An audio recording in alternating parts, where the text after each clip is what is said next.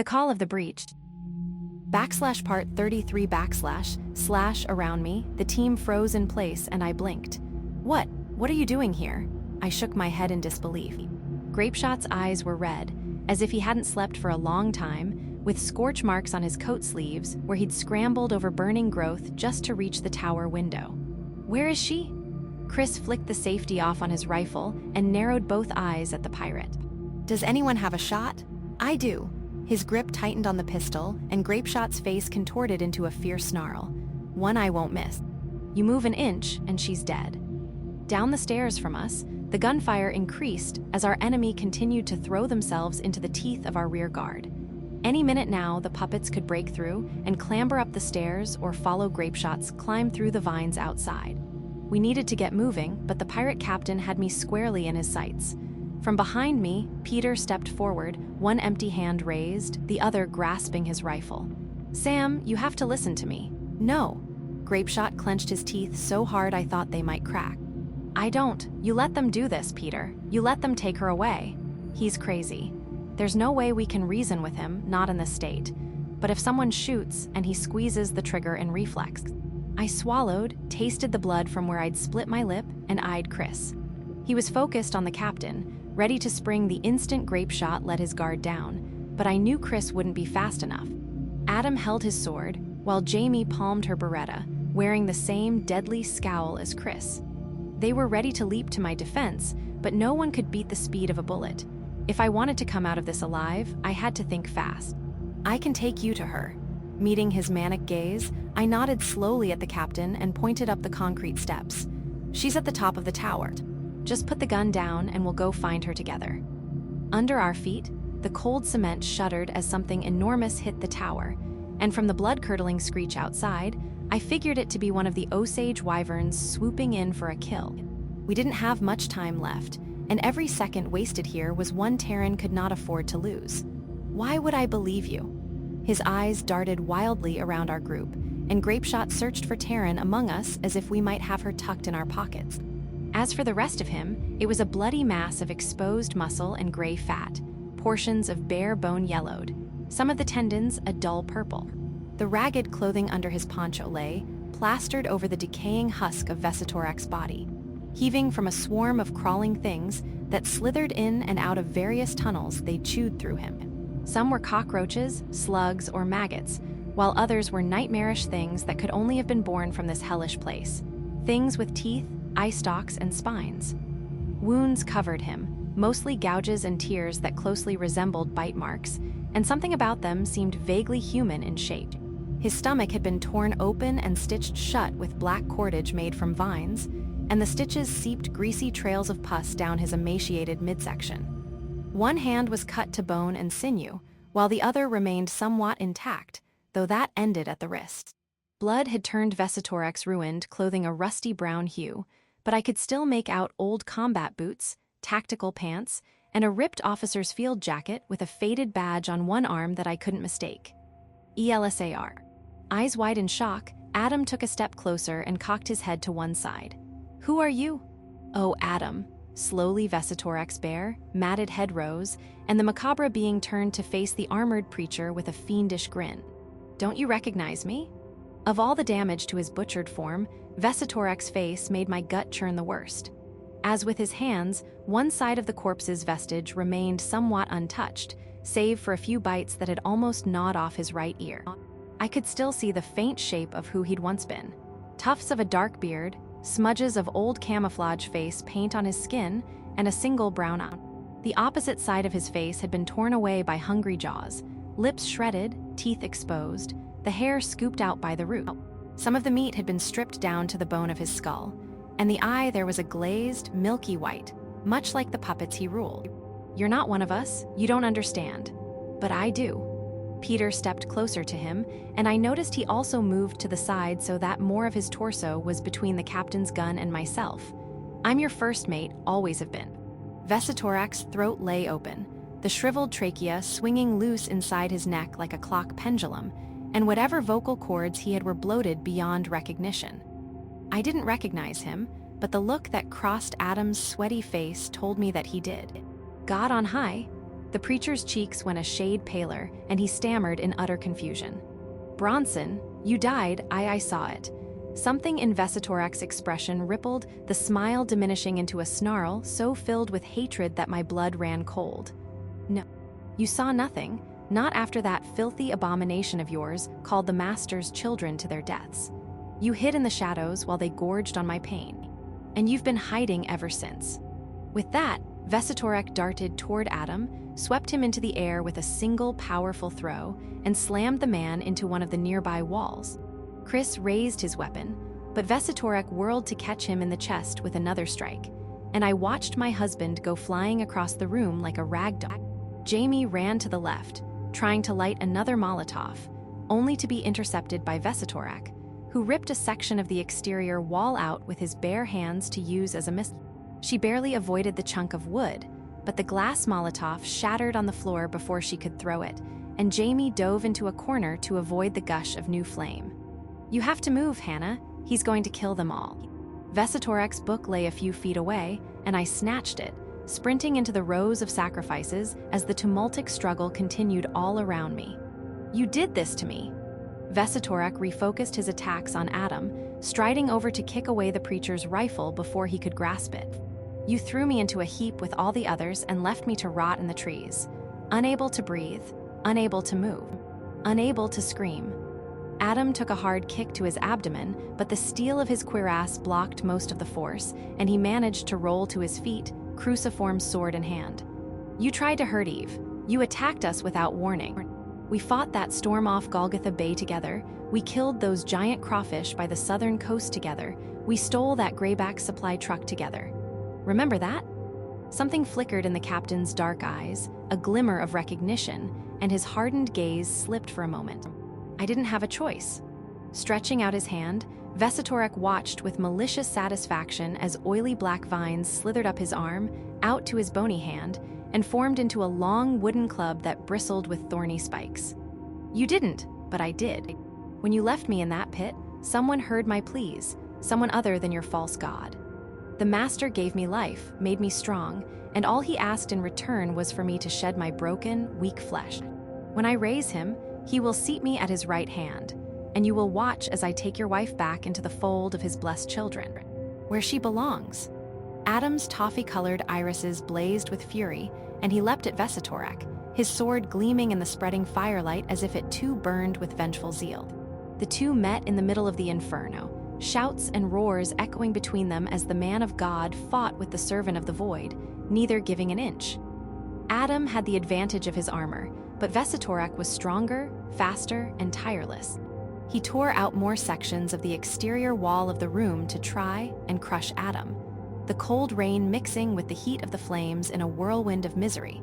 But the preacher had enough dexterity on his side to avoid the attacks.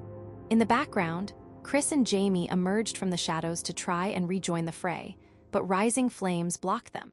Chris opted to climb a nearby partition to reach for Taryn, while Jamie tried to work her way toward me. But the heat was too intense, as the wind coming in from outside whipped the fire to hotter levels. A small part of me realized, with sinking clarity, that I was cut off not only from my friends, but the metal man door to the stairwell. Stumbling through the blast furnace that was once the sacrifice room, I coughed on the acrid smoke and squinted with watery eyes at my surroundings. To your right, Philia me. We found those sweet rolls, gave them to the whole crew, did it for Greg's birthday. Peter's face bore a sad, whimsical half-smile. We both gave up our share to make sure everyone got a taste. The soft baritone voice seemed to whisper in my ear, and I turned to see a little shelf of growth on my right adorned with trinkets, but with one notable empty space. Flecks of dried, rusty red blood stained the interwoven vines, and my eyes landed on the one thing to cement my hope. Glittering in the firelight, the golden pocket watch waited in an unassuming coat of dust next to the empty spot. It was plain in design, the finish polished smoothed by many hands over the years, but I knew in my heart who it belonged to.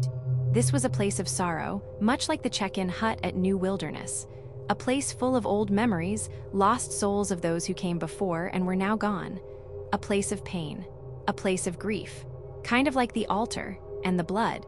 Hang on a second. I dug into my pocket and cast a glance over my shoulder in time to see Adam's sword knocked from his grasp as Vesitorek seized the preacher by his armored collar. Adam struggled, but clearly he too was no match for the superhuman strength of the breachborn priest. Vesitorek lifted Adam high and tossed aside his club to reach for the jagged wooden dagger on his belt. Our era is inevitable. Our master is absolute. Now you will see it with new eyes, as one of us. My shaky fingers slid on the disgusting leather of Vesitorek's book as I flipped to the page with the runes and laid it out before the tiny shelf. Placing the necklace in my left palm, I reached for my war belt and drew my trench knife. I had no idea if this would work, if I was completely wrong about the process, but there was no time left. I took a deep breath and pressed the sharp, cold steel to my palm alongside the necklace. Pain flared in my skin. Red blood oozed up around the silver chain and turquoise stone, while I shut my eyes and did my best to pull the focus into my frazzled mind. Madison, if you can hear me, I need you to fight hard, one last time. Memories flickered with shutter speed intensity in my head, hers and mine mixing until I could hardly tell the difference. It's always been that way, for you and for me, ever since the start. You don't have to do this, Sam. The end of the flintlock pistol trembled with uncertainty, and the captain's breathing grew faster, shallower, as if a force deep inside him threatened to break free.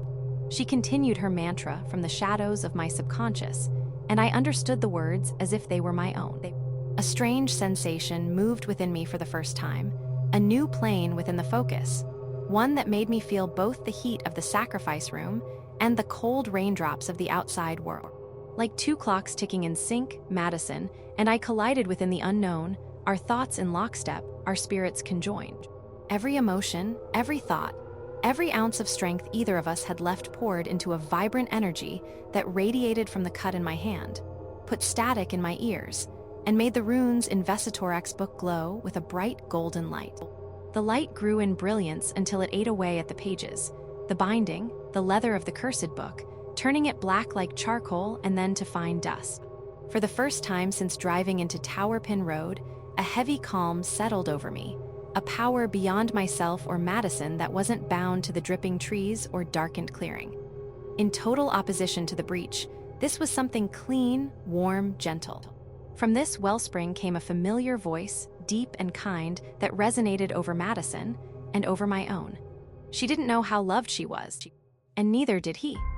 As if he could sense that something was wrong, Vesitorek's wooden blade froze in the air next to Adam, and he snapped his head around to glare at me, but even he couldn't cover the distance fast enough. I raised my bleeding hand over the shelf, uncurled each aching finger to release the necklace, and let the sacred words that had protected Madison through so much agony flow over my lips. Mark Petrick. In an instant, the rain slackened, the thunder dimmed, and Vesitorek himself lurched to a halt in stunned breathlessness. Kaboom! Lightning struck just outside, louder than any I'd ever seen, and almost blinded me. It welled up in his eyes, and for a split second I looked into his irises and saw it. Pain, loneliness, grief. Searing pain flashed through my mind, and I grimaced as Madison began to scream in a torment that sliced into my very soul, her memories flickering out like old light bulbs. The good feeling left me, the focus slipped away, and I fell to my knees as the entire tower shook in its foundation. My scars writhed with phantom knowledge, and outside a multitude of puppets shrieked in wild delight as the ground shuddered under my feet. Tears rolled down my face, both from pain and panic as I searched for that ethereal connection with all my will. Talk to me. Show me something, make me feel something, anything. Where are you? Outside the window, old growth cracked and crunched, vines and roots snapped, accompanied by the enormous creaking of something heavy. A huge shape rose into the night, the charred sections now covered in fresh vines, the triangular head complete, propping itself up on one knee as the gigantic figure tore loose from its cocoon. Try as I might, I couldn't raise any sign of Madison's spirit within my mind, couldn't bring up her memories, her emotions, anything. Gone, she was gone. What have I done? Yes, his mutilated face twisted into a grin of wicked triumph. Vesitorek stood in the gap he'd made of the outer wall, raising his arms high in the rain as the shadow climbed to its feet. Yes, weak from the focus leaving me, I could do little more than look on from my knees as the oak walker stood up, reared back its massive head, and broke the sky with a colossal baleen roar. For the first time since being on the Harper's Vengeance, I saw the boy behind the mask of the pirate, someone not much younger than myself, who lost everything he ever had. I saw the regret, the shame, the crushing sense of horror at what he'd done, who he'd become. Sam didn't want to be this way, I could sense it. The human behind the costume, under the bravado, past the faux accent, and the sword wanted it to end. He wanted his friends to be safe. He wanted to come home. If it had been me in his shoes, would I have ended up the same? The violence, the drinking, the suspicion, how much of it was necessary to stay alive? He wants to protect Taryn. He always wanted to protect them all. As quick as it had come, the doubt succumbed under a black tide of resentment, and his expression crusted over with renewed fury. Sparks danced in his eyes, the mania resurfaced, and Grapeshot threw me a look of pure loathing. We are all we need. He growled and aimed down the long barrel of his gun at my forehead. My heart stopped, the others tensed, and out of the corner of my eye, I caught the twitch of Chris's rifle barrel preparing to snap up for the final shot. Grapeshot's finger tightened on the trigger. Peter moved in a blur, and to my terror, threw himself in front of me. Click. Even amidst the cacophony outside, the sound of the flintlock hammer ramming home was deafening in the stairwell. Everyone flinched, stone cold in their shoes with anticipation, but as the seconds wore on, the truth dawned on me. The rain, it soaked his gunpowder. Beside himself with frustration at the malfunction, Grapeshot dropped the useless gun and reached for his cutlass. Relief flashed across Chris's face, and he moved to bring his rifle up, but a hand reached out to block his barrel. Go! Peter bore an expression of stony determination and slung his rifle to draw the sword from his back. All of you. I'll follow after. Adam hefted his sword and frowned. Peter, we can't. It's my fight, preacher. The words weren't spoken with any disdain or sarcasm, but a genuine finality that brooked no opposition, and Peter kept his eyes on Grapeshot as they two squared up across the small cement landing. God may have started this, but I have to finish it. Go! Chris, Jamie, and Adam looked to me, waiting for my reaction. Heart pounding in my chest, I met Peter's grim look with a stunned nod. He'd been willing to die for me, even if the gun hadn't gone off, and now I had to leave him to face this fight alone. It felt wrong in every metric, but I could tell Peter didn't want this any other way. I saved him from the noose, only to leave him like this. Let's go. I headed up the stairs, but let the others go around me so I could pause just before the landing fell out of view. Blades flashed, and both pirates threw themselves at each other with a ferocity that took my breath away. Steel rang in the cold cement tower as their swords clashed, sparks flying in the darkness from how hard the blows were. Captain Grapeshot had clearly used up the rest of his gunpowder weapons just to get to the tower, and wielded his cutlass like a madman in great, strong swing. Peter, however, had plenty of bullets left for his menagerie of modern guns, but refused to so much as touch them. His face a sheet of cold focus as he sparred agile and fast. They moved with fluid precision, parrying, cutting, thrusting, a whirlwind of metal and seething hatred. Sometimes the metal found its mark, and blood spattered onto the walls around them, neither combatant giving ground as they hacked at each other, groaning in pain. Despite this, both shouted at one another at the top of their lungs in fury, but from how far up the steps I was, and with the battle still raging outside, I could only catch bits and pieces of it. Liar, traitor. A tight grip closed over my arm, and I turned to find Jamie's morose face enclosed in the shadows. Come on, we have to keep moving. Guilt weighed on me like a ton of bricks, but I dashed with Jamie up the stairs, even as the sounds of the duel reverberated in my eardrums with every step. Towards the top of the steps, we came across a section of the wall that had been destroyed some time ago, a massive hole that allowed us to look out over the clearing as we went. Some of the rubble lay scattered around the landing adjacent to it, and as I clambered over the broken concrete, fragments of painful memory rippled through my mind. Can't stay here. A man's voice, hoarse and weary, grunted in the dark, and I saw in my mind's eye a face white with pain. You can't stay. Surfacing from within the memory, I felt the cold, wet fabric of his uniform shirt as Madison pressed her face to his collarbone and shook her head like a stubborn child. I'm not going without you. Dizziness spun in my skull, and I looked down to find a tattered black trucker cap under my left boot, a sight that sent pangs of secondhand heartbreak through me. It was his, somehow I knew it, felt it through the sorrow that radiated off Madison's sobs inside my head. This was where it happened. This was where she lost him. Sucking in a fresh gulp of air to still the eerie tide, I shook my head at the memories and whispered to them under my breath. "Hang on, Maddie. We're almost there. Just hold on." At the top of the steps, we reached a metal man door and stopped to check our weapons. "He's in there." Holding my Type 9, I nodded to the others crouched in the dark. "We have to be quick, or he's going to see us coming." "I'll go first." Adam stepped in front of me and sheathed his sword, M4 at hand. "I'll go first. He's after you. The rest of us need to keep him busy while you do whatever it is you've planned. Just let us know when we need to get clear." I bit my lip and hated that he was right. It struck me then how many people had done such things for me, ever since I'd first stumbled into the lost stretches of Barren County.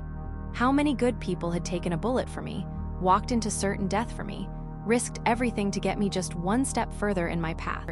How would I ever repay such a debt? One written in blood of so many brave souls, when I had only one life to give. Eve's tear-streaked face appeared in my mind, and I wondered if her Christian virtue would be able to resist hating me if I got her husband killed. It wouldn't be the first time I robbed someone of their soulmate. Stepping back into the lineup with Jamie, I dragged in a shallow breath and waited. Adam turned the corroded doorknob with one hand and shoved the door open to lunge inside. I'd never been in the room before and had only glimpsed a few things in the broken fragments of Madison's memories. But even as I swept in with the others, I could feel that it was different. Unlike the small, simple place described in Madison's account, the expanse beyond the rusted door now spread over a widened elevated platform of interwoven vines, similar to the ramp near the dead oak walker. The square windows of the old concrete room had been widened by some primitive form of hand tool, until they formed a small ring of narrow doorways that branched off in all directions. Thick growth sheltered the new portions of walkway from the rain in a tangled version of a roof, and small circular openings in the vines served as crude windows to look out over the dark woodlands below.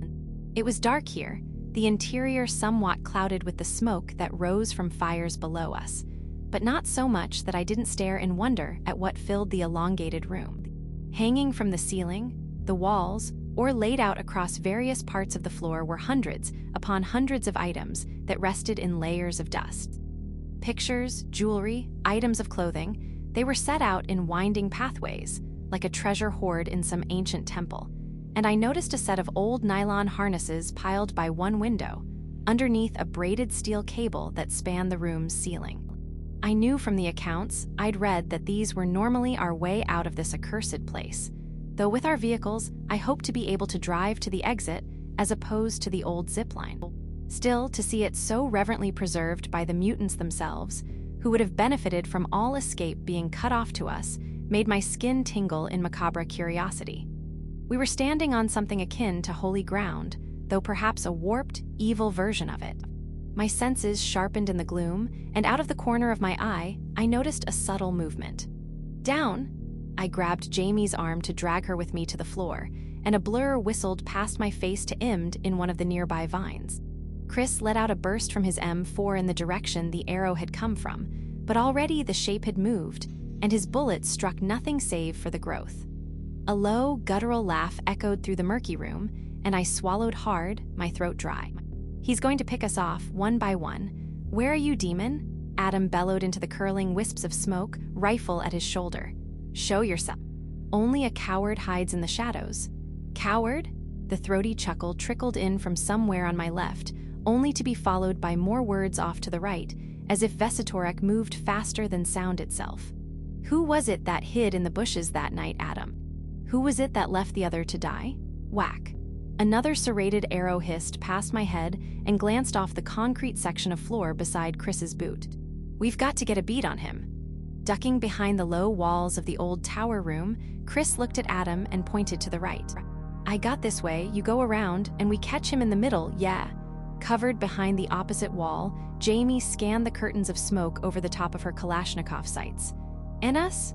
Chris met my gaze, and his mouth formed a grim line. "You put an end to this." With that, he and Adam jumped from behind their minimal protection and hurtled into the shadows. Their headlamps cut through the gloom like lighthouse beacons, but even in the confined space, it seemed like they were miles away. Walls or solid partitions of vines sometimes obscured them from my view, and I fought a rising sickness in my guts at the notion that Vesitorak could easily see us in the darkness. So, what now? I know what needs to be done, I think. The question is when. Uncertain, I dipped my right hand into my jacket pocket and touched the necklace. An image flashed in my head, the memory of a golden pocket watch on a dusty table alongside dozens of other sacrifices. Something about the watch being there hurt, ached within my soul, but it gave rest to my doubt. The necklace had been offered the same as the watch. They belonged together, as did their owners. Turn your light off. I clicked the button on my own headlamp and motioned for Jamie to do the same. She stared at me in confusion. I can't shoot what I can't see. I'll see for both of us. I exhaled, relaxed as much as I could, and let the focus slide into place. Just hold on to me and keep quiet. Dousing her light, Jamie wound the fingers of her offhand into the strap of my chest rig, and together we glided into the abyss. I walked heel to toe and concentrated as hard as I ever had, my heightened senses on full alert. My mutated vision turned the inky darkness into a gray haze, through which I could pick out the vague details of the room beyond the smoke. Chris and Adam's lights shone white in my altered vision, glaring shards of illumination that panned back and forth, but I managed to spot a black shadow slinking closer to Chris from the left side. Lifting my Type 9, I sighted in on Vesitorak's moldy hood and squeezed the trigger. Brat-tat-tat-tat. The muzzle flash of my submachine gun lit up my field of view with white blazes in the gray, but Vesitorak let out an annoyed screech and swept away behind a partition. Chris and Adam turned to move in, now aware of the priest's location, leaving Jamie and I enough room to explore further. I had to be quick, as Vesitorak would recover in moments, but it felt good to hear him grunt in something like pain. A satisfied grin crawled over my face, and I continued on through the pathways. You're not the only one who can see in the dark, creep. With the time I'd bought for myself, I flicked both eyes over the surrounding piles of offerings in search of the golden pocket watch. So many things had been left here over the years, including some items that looked as though they were brought right out of a museum. There were many pocket watches, but I didn't feel anything by looking at them. Or rather, Madison didn't seem to feel anything, our connection thin and tenuous as ever. Still, it felt like she was trying her best, sunken deep in the recesses of my subconscious, to guide me from what little strength she had left. A prickle of unease slithered over my neck, and I froze, craning my head upward. Thwack! Wood splintered on the back of my cuirass, the arrow striking just between my shoulder blades. The steel took the brunt of the impact, but like an overgrown bat, Vesitorak dropped from where he'd been crawling across the vine-encrusted ceiling. In a panic, I dove out of the way, and Vesitorak's wooden dagger slammed into the roots that made up this section of the floor. Jamie tumbled backwards in surprise from the sudden change of movement and raised her rifle to fire into the gloom between us. Bang! Vesitorak spun with the prowess of a tiger, batted aside the AK, and snatched Jamie from the floor with one hand. No! Desperate, I threw myself on him, clawing at the mass of tangled, rotting robes to try and find any way to hurt the priest. My fingers caught on something heavy and square, so I grabbed the fetid book to tear it free. Wham! An elbow hit me in the face just below my left eye and knocked me to the ground. Vesitorak whirled to throw Jamie across the room, and she crashed into a partition of vines. The book came free of his paunch and thudded down amongst a pile of sacrifices to scatter coins, rings, and a few old picture frames. He was angry now, angry but still dangerous, and it seemed the fact that I had managed to take the journal away enraged Vesitorak. Fool! He yanked the dagger free of where it had stuck in the growth to charge at me. Bang, bang, bang. More gunfire met him, and Vesitorak reeled as Chris and Adam emerged from the haze, emptying their rifles into the arcane leader. In such close quarters, the report of their M4 was deafening, the concussive force enough to shake my hold on the focus. Plunged back into the eerie darkness of normal sight, I scrabbled on hands and knees to get to cover and tried to calm myself enough to be able to concentrate. Jamie could be hurt, Judging from the shouts and gunshots, Chris and Adam were in the thick of it with Vesitorek, and I'd barely avoided death by sheer luck. I had to find that pocket watch, had to get this nightmare over with once and for all, but I couldn't just leave my friends to die even if it was the rational thing to do. Crash. Whoosh. Yellow light exploded in the dark, and I held up a hand to shield my eyes as a sudden blast of heat licked over the cold room. The stench of burning gasoline filled the air, orange, red, and yellow flames curled over the vines. And above it all, Vesitorek roared in blind fury. Chris and Adam came into view, backing away from the writhing torch that was the priest, and Jamie crouched in the background from where she had thrown the Molotov. Above them, another shape on the ceiling drew my gaze, and my heart stopped in my chest. Taryn lay wrapped in a cluster of vines, unconscious, like a fly in a spider's web. She was still unharmed, but that wouldn't last for long. The fire was spreading rapidly over the dry interior, casting long shadows across the smoke-filled room, its heat rising by the second. We had to cut her down, but that wasn't possible while the priest continued his rampage. Covered in hungry flames, Vesitorek thrashed inside his moldy poncho, the fire licking over the rotted canvas with speed.